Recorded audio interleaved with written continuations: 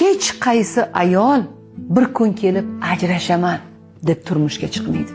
Hech qaysi ayol uyimni buzaman degan niyatda turmushga chiqmaydi. Ayol imkon boricha kutadi, sabr qiladi, kutadi, eslatadi, yana umid qiladi, unaqasiga yalinib ko'radi, janjal qilib ko'radi. Oxirgi umidlari uzilgandan keyin bu odamdan butunlay ko'ngli sovib, hafsalasi pir bo'lgandan keyin ketadi. Nimagadir bizda doim ayollarni ayblashadi. Vaholanki ayol bolasi haqida ko'proq o'ylaydi erkakdan ko'ra. Erkak oila buzilgandan keyin bolasiga ham qaramay qo'yadiganlar bor, lekin ayol har doim bolasini o'ylaydi. Bolasini olib qoladigan, o'qishga boradigan, qaltirab oyoqqa turgizgan ayol bo'ladi.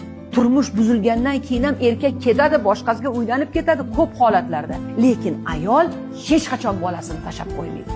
Endi o'ylab ko'ring, bolasini shunchalik yaxshi ko'radigan, bolasi uchun shunchalik qayg'uradigan ayol nahotki oilam buzilsin desa, yo'q, uni bunga majbur qiladi erkak.